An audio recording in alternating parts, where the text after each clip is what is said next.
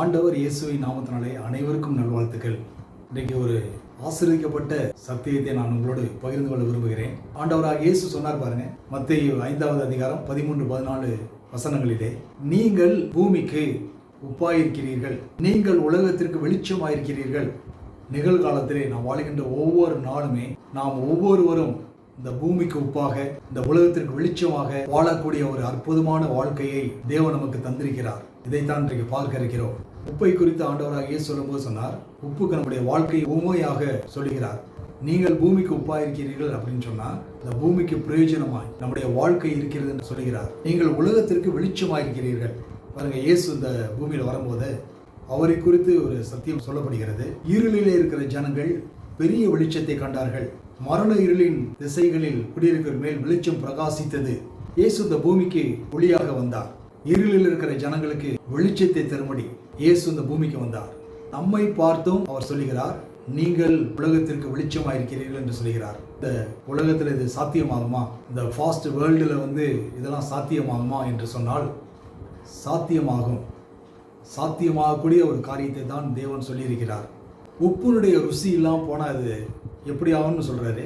உப்பானது சாரமற்று போனால் இதனால் சாரமாக்கப்படும், வெளியே கொட்டப்படுவதற்கும் மனுஷரால் மிதிக்கப்படுவதற்கும் ஒழிய வேறொன்றுக்கும் உதவாது. அதாவது என்ன சொல்றாருன்னா, ரெண்டே ஆப்ஷன் தான். ஒன்று, நாம் பிரயோஜனமாக இருக்க வேண்டும். பிரயோஜனமாக இல்லை, பிரயோஜனம் படவில்லை அப்படின்றால் அது நெகட்டிவ் ஆஸ்பெக்டில் போயிடும். There is no option. நாம் உப்பாகத்தான் இந்த பூமியிலே வாழ வேண்டும், உப்பாகத்தான் நம்முடைய வாழ்க்கை அமைய வேண்டும் என்று திட்டவட்டமாக இயேசு சொல்லியிருக்கிறார். நீங்கள் உலகத்திற்கு வெளிச்சமாக இருக்கிறீர்கள் என்று சொன்னார். ஏன் இப்படிப்பட்ட ஒரு அற்புதமான காரியத்தை இயேசு சொல்லணும்? காரணம், நம்முடைய வாழ்க்கை தேவனை மகிமைப்படுத்தும்படி அருமையான வாழ்க்கையை தேவன் நமக்கு தந்திருக்கிறார். மனுஷர் உங்கள் நற்கிரியை கண்டு பரலோகத்தில் இருக்கிற தேவனை மகிமைப்படுத்தும்படி உங்கள் வெளிச்சம் அவர் முன்பாக பிரகாசிக்க கடவுது. ஆகவே நம்முடைய வாழ்க்கையை பார்த்து ஜனங்கள் தேவனை மகிமைப்படுத்தும்படி இந்த அருமையான காரியத்தை நமக்கு தந்திருக்கிறார். நாம் இந்த பூமிக்கு உப்பாக இருக்கிறோம், இந்த உலகத்திற்கு வெளிச்சமாக இருக்கிறோம். இது எப்படி சாத்தியமாகுது? நம்முடைய வாழ்க்கையில் யாருமே பெர்ஃபெக்ட் கிடையாது. சில நேரத்தில் தவறுகிறோம், அப்புறம் மனம் வருந்துகிறோம், அப்புறம் மனம் திரும்புகிறோம், அப்புறம் தேவனிடத்தில் சேர்றோம். சரி, இது எப்படி சாத்தியமாகுது நம்முடைய வாழ்க்கையில்? இதை அறிந்து கொண்டோம் என்று சொன்னால் வாழ்க்கை மிக இனிமையான வாழ்க்கையாக மாறிவிடும். தேவனை குறித்து வேதம் சொல்கிறது, 1 யோவான் 1:5, தேவன் ஒளியாய் இருக்கிறார், அவரில் எவ்வளவேனும் இருள் இல்லை. God is light. தேவன், நாம் விசுவாசிக்கிற தேவன், நாம் அன்பு கூறுகிற தேவன், அவர் வெளிச்சமாகவே இருக்கிறார். God is light. There is no darkness in him. அவரிடத்தில் எவ்வளவேனும் இருள் இல்லை. சரி, இப்படிப்பட்ட தேவன் மனிதனை எப்படியாக வெளிச்சமாக மாற்றி இருக்கிறார் என்று சொன்னால் அது மிகுந்த ஒரு தைரியத்தை நமக்கு தருகிறது, ஒரு நம்பிக்கையை தருகிறது. நம்முடைய வாழ்க்கை ஆசீர்வதிக்கப்பட்ட வாழ்க்கையாக ஒவ்வொரு நாளும் வாழும்படிக்கு அது நமக்கு உதவி செய்கிறது. பாருங்க, யோவான் ஸ்நானகன் என்ற ஒரு மனிதனை குறித்து பார்க்கிறோம். இயேசுவை குறித்து ஒரு முறை சொன்னார், உலகத்திலே எந்த மனுஷனையும் பிரகாசிப்பிக்கிற ஒளியே அந்த மெய்யான ஒளி. இந்த யோவான் இயேசுக்கு முன்னோடி. பாருங்க, அவனை குறித்து இயேசு ஒரு முறை சொன்னார் பாருங்க, தேவனால் அனுப்பப்பட்ட ஒரு மனுஷன் இருந்தான், அவன் பேர் யோவான். அந்த யோவான் என்ன பண்ணார் அப்படின்னா, ஒளியை குறித்து சாட்சி கொடுத்தார். இன்றைக்கு நாம தான் செய்கிறோம், ஒளியை குறித்து சாட்சி கொடுக்கிறோம். ஒளியை குறித்து சாட்சி கொடுக்கும் போதே ஒரு காரியம் நடக்கிறது. ஒளியிடத்தில் ஐக்கியமாக இருக்கிறோம், ஒளியிலே நடக்கிறோம், ஒளியை நேசித்து விரும்புகிறோம். ஒளியை குறித்து சாட்சி கொடுத்தான் என்று பார்க்கிறோம். அவன் அந்த ஒளி அல்ல, ஒளியை குறித்து சாட்சி கொடுக்க வந்தவனாக இருந்தான். உலகத்திலே எந்த மனுஷனையும் பிரகாசிப்பிக்கிற ஒளி அந்த மெய்யான ஒளி. எந்த ஒரு மனுஷனையும் இந்த ஒளியினால் பிரகாசிக்க செய்ய முடியும். ஆகவே ஒரு மனுஷனுக்கு கடவுள் செஞ்சிருக்கிறார் அப்படின்னா அவரை விசுவாசிக்கிற அனைவருக்கும் அவரால் செய்ய முடியும். அதனாலதான் நம்ம ஒரு மனுஷனை பார்க்கிறோம். ஏன்னா இந்த கண்டெம்பரரி வேர்ல்டில் மனிதர்கள் பாருங்க, செயற்கையாக அவர்கள் பல காரியத்தை செய்ய ஆரம்பிக்கிறார்கள். இதெல்லாம் கொஞ்சம் அறிந்து கொள்ளணும். நம்ம யாரையும் கிரிட்டிசைஸ் பண்ணலாம், ஆனால் தெரிந்து கொள்ளணும். செயற்கையாக லைட்டை போட்டுட்டு, புகையை போட்டு விட்டுட்டு, ஒரு சிட்டியில் இருக்கிற எல்லா மியூசிஷியன்ஸையும் கூப்பிட்டு பயங்கரமான ஒரு மியூசிக்கை போட்டு மக்களுக்கு ஏதோ ஒரு குதூகலத்தை கொஞ்ச நேரம் உண்டாக்கிட்டோம்னா அப்படியே வாழ்க்கையில் ஒரு பெரிய மாற்றத்தை கொண்டு வரலாம் அப்படி விரும்பி செய்கிறாங்க.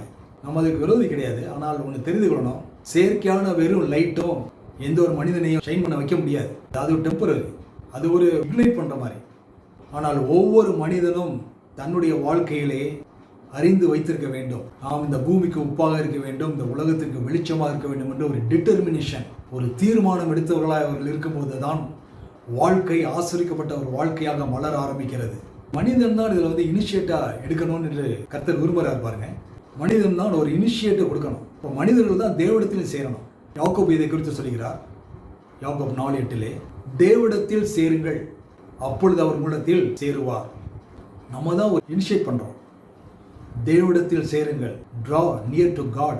தேவனிடத்தில் சேருங்கள், அப்பொழுது அவர் உள்ளத்தில் சேருவார். காரணம் ஆண்டவர் பாருங்க ஒரு காரியத்தை, அருமையான காரியத்தை நமக்கு எல்லாருக்குமே சொல்லியிருக்கிறார். சங்கீதம் 27வது அதிகாரம் 8வது வசனத்திலே தாவீது அதை குறித்து அருமையாக சொல்கிறான். கடவுள் சொன்னாராம் பாருங்க, என் முகத்தை தேடுங்கள் என்று சொன்னீரே, உம்முடைய முகத்தையே தேடுவேன் கர்த்தாவே என்று என் இருதயம் உம்மிடத்தில் சொல்லிற்று. இருதயத்தில் எடுக்கக்கூடிய அருமையான தீர்மானங்கள் இதெல்லாம். ஆகவே ஒவ்வொரு நாள் அனுதின வாழ்க்கையிலே நாம் தேவனை தேட வேண்டும் என்ற ஒரு தீர்மானமும், தேவனிடத்தில் இன்னும் கிட்டிச் சேர வேண்டும் என்ற ஒரு ஆசையும் நம்முடைய ஜெப வாழ்க்கையும் நம்முடைய வாழ்க்கையை உப்பாக ஒளியாக இந்த பூமியிலே என்றென்றைக்கு வைத்து ஆசீர்வதிக்கிறது. தேவன் ஒவ்வொருவரையும் ஆசீர்வதிக்க விரும்புகிறார். ட்ரெமெண்டஸ் blessings இதில் இருக்கு பாருங்க. அளவிடப்பட முடியாத ஆசீர்வாதங்கள் இப்படிப்பட்ட வாழ்க்கை முறையிலே இருக்கிறது. கர்த்தர் தாமே உங்களை ஆசீர்வதிப்பாராக. ஜெபம். பரலோக பிதாவே, உம்மை ஸ்தோத்திரிக்கிறோம். கள்ள தகப்பனே, உம்மை துதிக்கிறோம். உம்மோடு கர்த்தாவை இணைந்து வாழும்படிக்கு நீர் பாராட்டி இருக்கிற அருமையான காரியத்திற்காக ஸ்தோத்திரிக்கிறோம். நீர் அழைத்தவர் ஒவ்வொரு பிள்ளைகளையும் நீர் அழைத்த தேவன் உண்மையுள்ள ஒரு ஆண்டவரே. பிள்ளைகள் யாவருக்கும் ஒரு பெரிய கிருபையை நீர் பாராட்டி கொண்டு இருக்கிறாங்க. ஸ்தோத்திரிக்கிறோம். உம்மோடு இணைந்து வாழ ஆண்டவரே, இந்த பூமிக்கு உப்பாக ஒளியாக இருக்க நீர் ஒவ்வொருவருக்கும் கிருபை செய்வடியாக ஜெபிக்கிறோம். இயேசுவின் நாமத்தில் ஜெபிக்கிறோம் ஜீவன் நல்ல பிதாவே, ஆமென். கர்த்தர் தாமே உங்களை ஆசீர்வதிப்பாராக.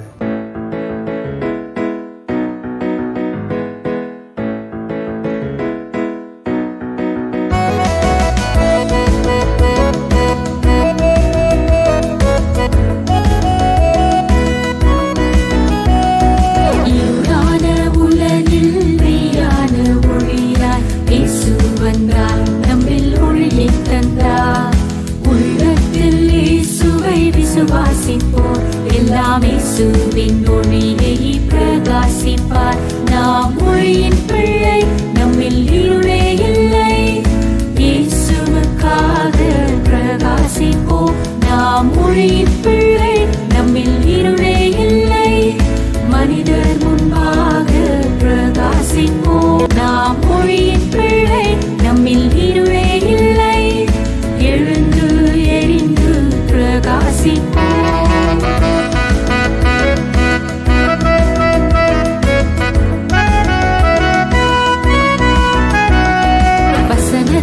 நித்தம் பற்றிக் கொண்டு நாம் உலகிலே சுடரா